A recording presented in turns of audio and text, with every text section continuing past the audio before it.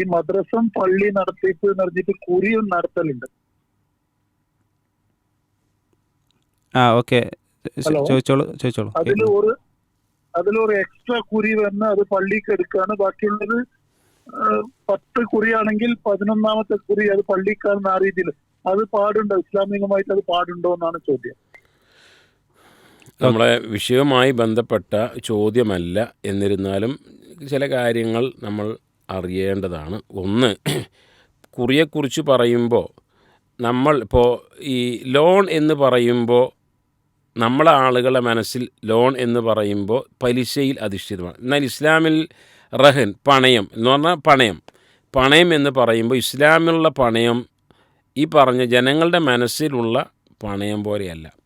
അതേപോലെ തന്നെയാണ് കുറി എന്ന് പറയുമ്പോൾ നമ്മുടെ ആളുകൾ മനസ്സിലാക്കിയത് ഒരു ശരിയായ അർത്ഥത്തിലല്ല. കുറി നടത്തുന്ന ഒരാൾക്കാണ് അതിൻ്റെ എല്ലാവിധ ഉത്തരവാദിത്വവും എന്ന ഒരു കാഴ്ചപ്പാടില്ല. കുറി നടത്തുന്ന ഒരാൾ പൈസ കൊടുക്കാതെ മുങ്ങിക്കഴിഞ്ഞാൽ അതിൻ്റെ പൈസ നികത്തേണ്ടത് കുറി നടത്തുന്ന ഒരാളല്ല. കാരണം അത് എല്ലാവരും പരസ്പരം സഹകരിച്ചുള്ള ഒരു പ്രവർത്തനമാണ്. അപ്പോൾ മൊത്തത്തിൽ എല്ലാവരെയും ബാധിക്കുന്നതാണ്. അതാദ്യം നമ്മൾ മനസ്സിലാക്കണം.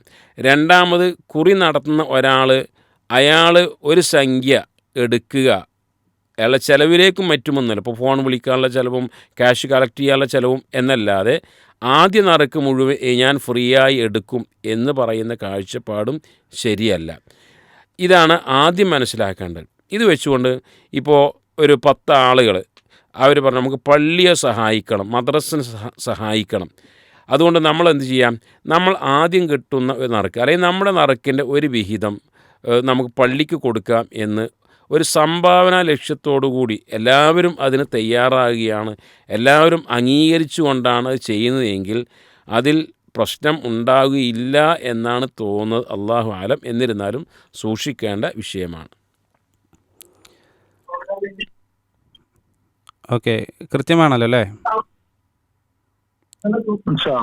ഓക്കെ, അസ്സലാമു അലൈക്കും വറഹ്മത്തുള്ളാഹി.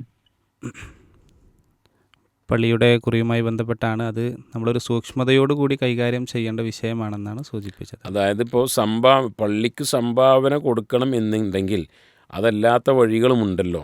പിന്നെ എന്തിനാണ് ഇപ്പോൾ നമ്മൾ കൊടുത്തതിനേക്കാൾ കൂടുതൽ സംഖ്യ അധികം വാങ്ങുകയും കൊടുത്തതിനേക്കാൾ സംഖ്യ കുറച്ച് വാങ്ങുകയും ചെയ്യുന്നതൊക്കെ അടിസ്ഥാനപരമായി ഒരു ശരിയായ കാര്യമല്ലല്ലോ. അതിനൊക്കെ നമ്മൾ പലിശ എന്നൊക്കെ പറയും. അതുകൊണ്ട് അതിന് സൂക്ഷ്മത പുലർത്തണം എന്ന് പറഞ്ഞു. എല്ലാവരും ഒരു സംഭാവന രൂപത്തിൽ, നിർബന്ധ ബുദ്ധിയാലല്ല, സംഭാവന രൂപത്തിൽ നമ്മൾ ഒരു വിഹിതം പള്ളിക്ക് വേണ്ടിയാണ് എന്ന് മുൻകൂട്ടി നിശ്ചയിക്കുകയാണെങ്കിൽ പ്രശ്നം വരികയില്ല എന്നാണ് അല്ലാഹു ആലം മനസ്സിലാകുന്നത്.